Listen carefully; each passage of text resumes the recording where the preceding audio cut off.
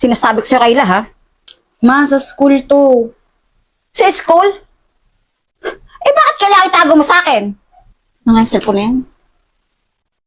Hoy, lalaki! Tigilan mo ang anak ko, ha? Hindi ako tanga. Huwag niya akong gaguhin. Bubutisin mo lang naman ang anak ko, eh. Sisirain mo ang buhay niya. Tumigil ka na, ha? O ayaw mo sugurin kita sa inyo.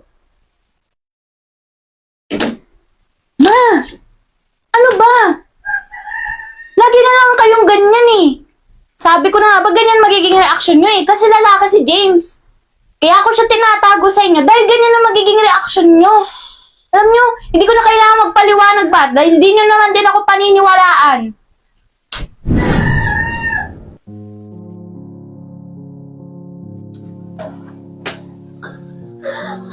Ma, alis na ako. Baon ko. Oh, baon mo. Mag-aral ka mabuti, ha? Huwag kang gagaya sa mga atit kuya mo na pinag-aral ko sa magandang eskwelahan tapos binigo lamang ako. Ma, kailangan mo ba talaga sabihin yan? Humingi lang ako ng baon, no? Di ko alam kung may sama ng loob ka sa akin. Aba, oo, para matauhan ka. Ikaw na lang nag-iisang alas ko, anak. Kaya huwag mo akong bibiguin. Nga pala, ma, bago ako umalis, magpapaalam na ako sa inyo. May filmmaking project kami sa school. Baka gabihin ako ng uwi. Ano ba naman yan, Kayla? Hindi ba pwedeng sa hapon nyo gawin yan? O kaya bukas? Napapansin ko, ha? Lagi ka nang ginagabi ng pag-uwi. Baka mamaya niya may boyfriend ka, ha? Ma, wala akong boyfriend. Ano ba naman yan? O bakit nagagalit ka? Guilty ka? Kasi totoo sinasabi ko? Papunta pa lang ako. Papunta ka pa lang, pabalik na ako. Kaya danas ko na yung mga ganyang... Mamili ka. Uuwi ka? O wala kang uuwian? Ma naman kasi, kailangan ko nga. Huwag ka na magpaliwanag. Umalis ka na at baka malit ka pa sa klase mo. Ingat ka.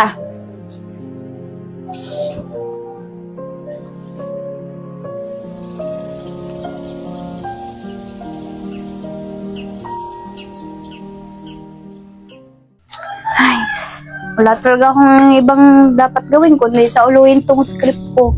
Di talaga kasi ako pwedeng gabihin umuwi eh. Ano, Kayla? Kailangan mo umuwi na maaga? Eh kaysa naman wala akong mauwian, di ba? Kayla naman. Ikaw ang bida ng film natin, ah. Tsaka hindi ka pwedeng hindi kasama doon. Tsaka, tatapos yung project natin, i-edit na lang.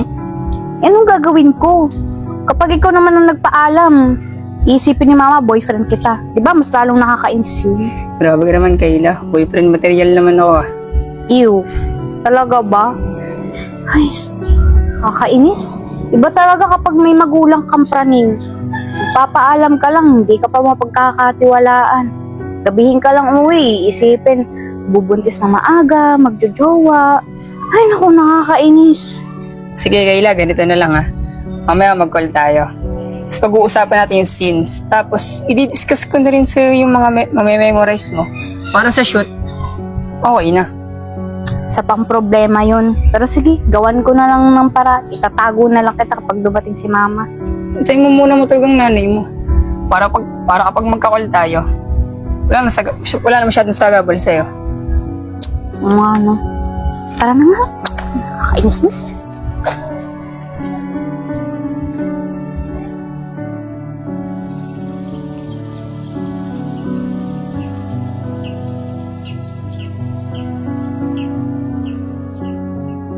Sige, ganito ah. Memories mo yung last part. Then, kailangan mo rin ng props. And then, kailangan mo rin pick-up. Okay? Okay, sige. Ay, saglit lang. Papunta na si mama.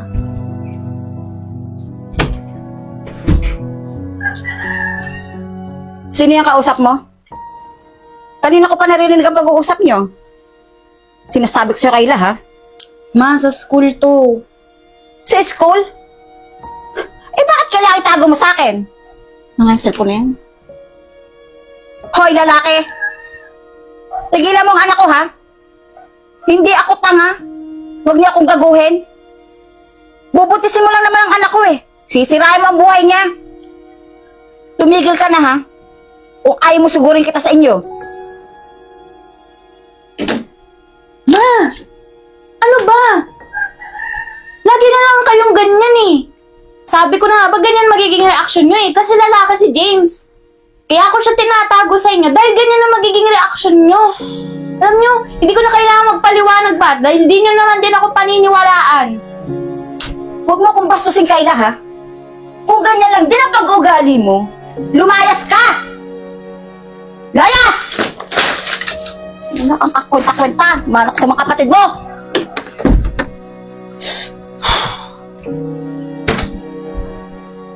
Sabi ko na nga, be.